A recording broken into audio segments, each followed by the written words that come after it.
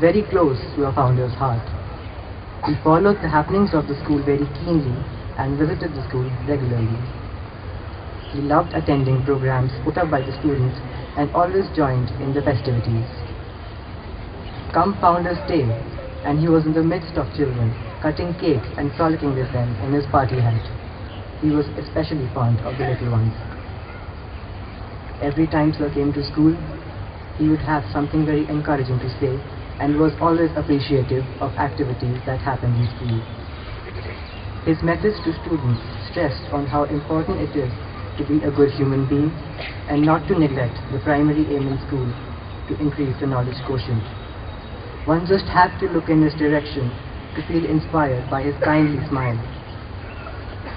The legacy of his name is such that it has become a unit of measurement, of completion, of success, and now of everlasting glory. As students of the Banyan Tree School, we feel privileged to have had him in our midst. In his lifetime, he was very close to God in the true sense.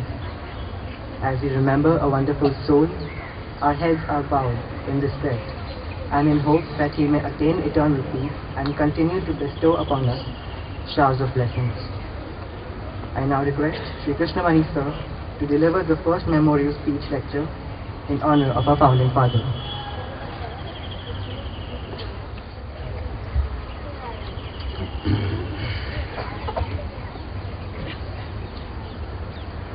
Mrs. Kulwantrai, other members of the Kulwantrai family,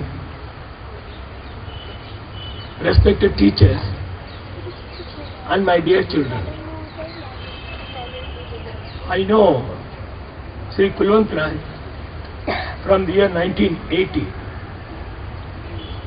Even the parents of several of you might not have been born by then.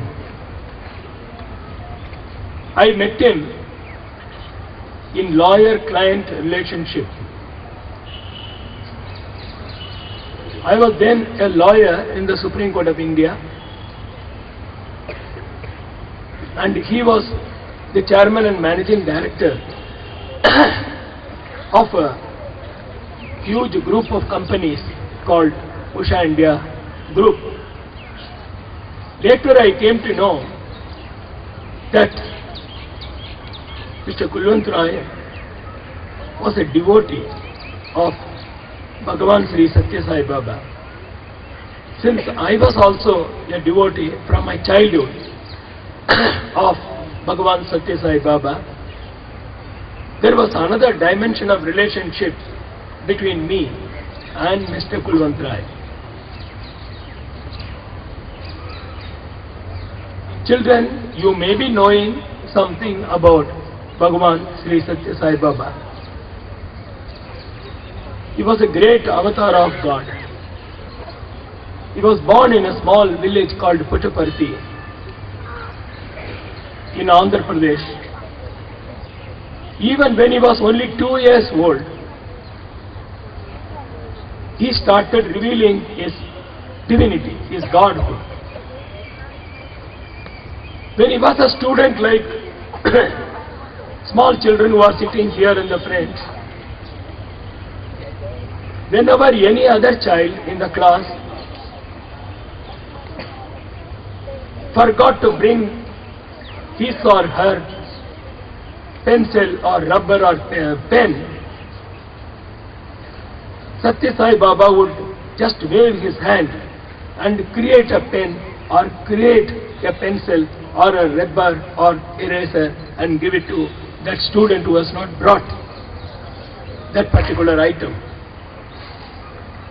Not only pencils and rubbers. When he was in a very good mood, even as a student like you, he used to wave his hand and create laddus and other eatables and give it to his co-students. And later, when he was 13 years old, only 13 years old, he became a sannyasi. He was wearing an orange robe, orange color robe or yellow color robe. and set out himself to serve the humanity. He was full of love. We all have enjoyed it. Myself and Kulwantrai. Mr. Kulwantrai used to come to Puttaparthi regularly, and even when we are here, we used to wallow in the love of Swami. He was so full of love. Somebody questioned whether love can walk with the two legs on this earth. Just as V.R. Krishna here said, yes, it does. It walks in Puttaparthi with the two legs in Sai form. He was so full of love. He was showering thousands of mothers' love together, actually, on each one of us. And we have enjoyed that, and we have experienced that love. Satya Sai Baba's teachings are very interesting. He is not saying, sit in a corner in your house and do puja, or sit in a particular place in a shrine and do meditation, or chant mantras. He says that you must shower love on everyone whom you come across. All your neighbors you must shower love on them. And even if you are in a puja, suppose you are doing your puja, in the midst of puja, you hear somebody crying or some scream of a child, then you must immediately get up from the puja and go and serve that person. He was insisting on this kind of seva mentality in his devotees. He used to say, the hands that help are holier than the lips that pray. That was the core of his teaching.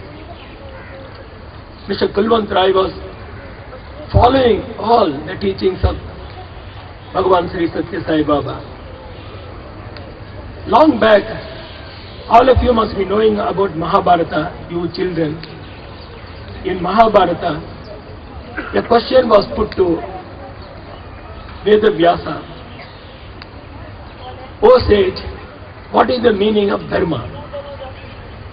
How one should conduct oneself? His answer was,